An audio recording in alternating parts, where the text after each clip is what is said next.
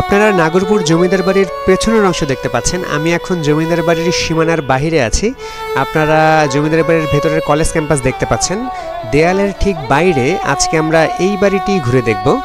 এই বাড়িটি সম্পর্কে আমাদের কাছে তেমন কোনো তথ্য নেই। এই বাড়িটি সম্পর্কে আপনাদের কারো কোনো ধারণা থাকলে আপনারা অবশ্যই কমেন্ট বক্সে জানাবেন। তো আজকে আমরা এই বাড়িটি ঘুরে দেখব এবং আপনাদেরকে দেখাবো এর বর্তমান অবস্থা। তো চলুন শুরু করা যাক।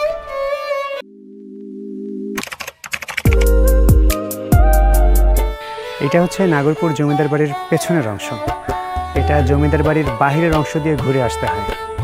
তো এই পেছনের অংশটা আসলে ভেতরের সাইড দিয়ে আসলে দেখা যায় না। আর এই সামনে দেখতে পাচ্ছেন এখানে কিন্তু আরেকটি পুরনো বাড়ি আছে, যথেষ্ট পুরনো বাড়ি, একেবারে আগাছায় পরিপূর্ণ।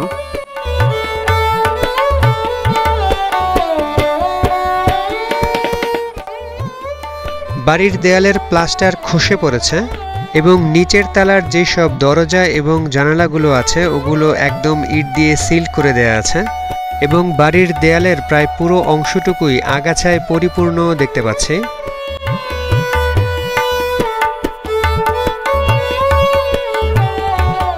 তো চলুন আমরা এখন বাড়ির ভেতরের অংশটুকু ঘুরে দেখার চেষ্টা করি।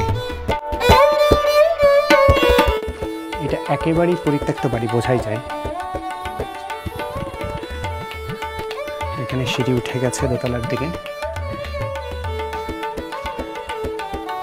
এর একটা রুম দেখতে পাচ্ছি, একেবারে অন্ধকার। এটা হচ্ছে প্রধান রুম।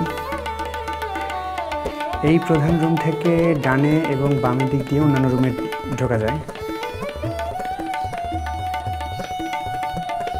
আমরা কিন্তু এর আগে সিধেন সাহার বাড়িতে দেখেছিলাম এরকম পরিত্যক্ত অবস্থায় পড়েছিল, তবে সিধেন সাহার বাড়িতে কিন্তু উপরে ছাদও ছিল না।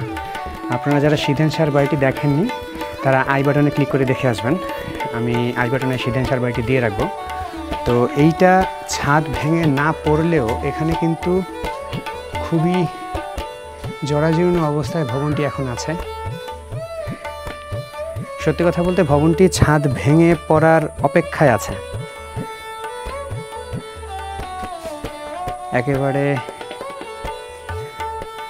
অবহেলিত একটি ভবন। পাতার স্তূপ দেওয়া আছে এখানে। এটি হতে পারে জমিদার বাড়িরই একাংশ।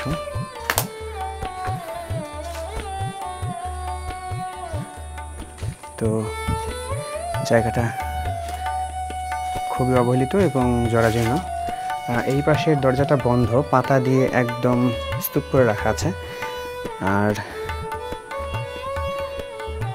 এই দিক দিয়ে এই রুমের মধ্যে ঢোকা যায়। বাড়িটা আসলে ছোট, তবে দোতলা বা তিনতলা বাড়ি।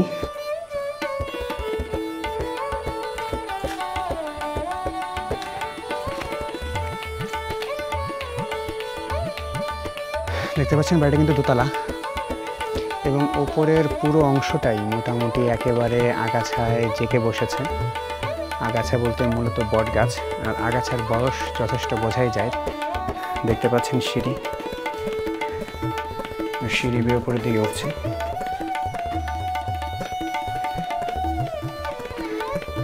এখান থেকে হলরুমের একটা অংশ দেখা যায় এবং এখান থেকে বাইরের একটা অংশ দেখা যায়। এই জানালার অংশটা কাঠের ছিল, এটা খুলে নেওয়া হয়েছে, শুধুমাত্র ফ্রেমটা আছে।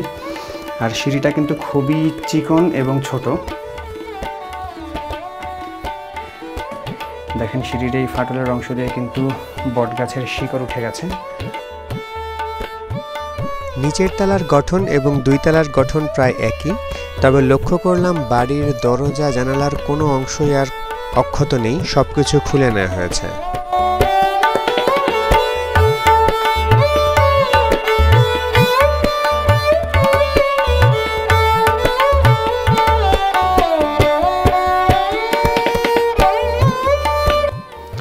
বাড়িটি কিন্তু খুব বেশি বড় না, কিন্তু খুবই চমৎকার। চারদিক দিয়ে হাঁটার প্যাসেজ তৈরি করা আছে। এখান দিয়ে যদি আমরা যাই, এখানে আরেকটা প্যাসেজের মতো করে সামনের দিকে যাওয়া যায় এবং এইখানে আরেকটা রুমের অংশ আছে। এই রুমের দেখেন এই যে ফাটল ধরে গেছে। তো স্বভাবত এই জায়গাটা খুবই ঝুঁকিপূর্ণ, যেভাবে ফাটল ধরছে দেয়ালটা হয়তো ভেঙে পড়ে যাবে। আমি ওজন দিতে চাচ্ছি না। জানালার কিছুটা অংশ এখনও আছে, দরজার কিছুটা অংশ এখনও আছে, আর এই পাশ দিয়ে আরেকটা সিঁড়ি উপরের দিকে চলে গেছে। যেহেতু একদম ঝুঁকিপূর্ণ ভবন, তাই ওদিক দিয়ে উঠতে চাচ্ছি না।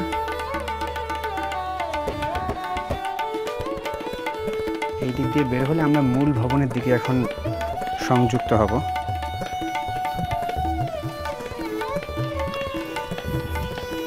এই হচ্ছে মূল ভবনের অংশ। ছাদের অবস্থা ভালো না, যেহেতু রেল লাইনের মতো লোহার থামগুলি ব্যবহার করা হয়েছে, এই জন্য হয়তো ছাদটা ভেঙে পড়েনি। না তো আমরা সামনের রুমে দেখেছিলাম এটা কতটা ঝুঁকিপূর্ণ। আমরা এখন চেষ্টা করব, দেখি 3 তলার দিকে যাওয়া যায় কিনা। দেখি একটু যাওয়া যায় কিনা।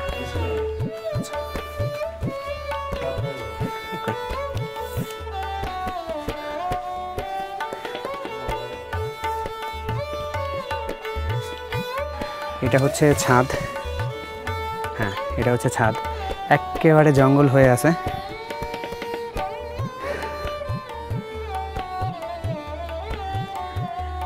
সত্যি বলতে এখানে আসতে খুবই ভয় করছিল। জায়গাটা একদম পরিত্যক্ত, এবং এটা কিন্তু বাংলাদেশ প্রত্নতত্ত্ব অধিদপ্তরের নিয়ন্ত্রিত কোনো এলাকা না। আমরা এখান থেকে কিছুটা দূরে আমরা দেখেছিলাম নাগরপুর জমিদার বাড়ি। তো এইটা আসলে জমিদার বাড়ির বাহিরের আরেকটা বাড়ি। দেখেন একদম জঙ্গল হয়ে আছে ছাদটা। এটা কিন্তু ছাদ। ছাদ জঙ্গল হয়ে আছে, বোঝার উপায় নেই আসলে কোন দিক দিয়ে ভাঙা বা কোন দিক দিয়ে ভাঙা না। আমরা ওই পাশের অংশটাতে রেলিং দেখতে পাচ্ছি। এটা হচ্ছে ছাদে ওঠার সেই সিঁড়িঘর। তা আমরা এখান থেকে আস্তে আস্তে বের হয়ে যাব।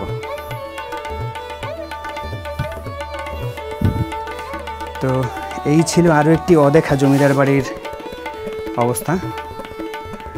এখন সিঁড়ি নিচের দিকে নেমে গেছে, একদম খাড়া সিঁড়ি।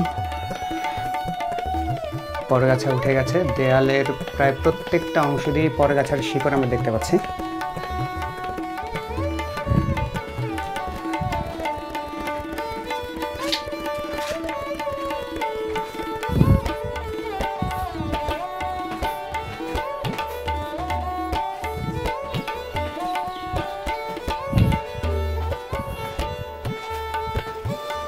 আমরা 3 তলা থেকে নেমে আসলাম। বাড়িটি মূলত দোতলা, 3 তলায় ছিল ছাদ। তো আমরা দেখলাম ছাদের উপরে একদম জঙ্গল হয়ে পড়ে আছে। তো এই হচ্ছে সেই অদেখা বাড়ি। এই হচ্ছে সেই অদেখা বাড়ি, জঙ্গলায় ভরা। দেখা হবে অন্য কোথাও, অন্য কোনো চমৎকার লোকেশনে। ততক্ষণ পর্যন্ত ভালো থাকুন। টাটা।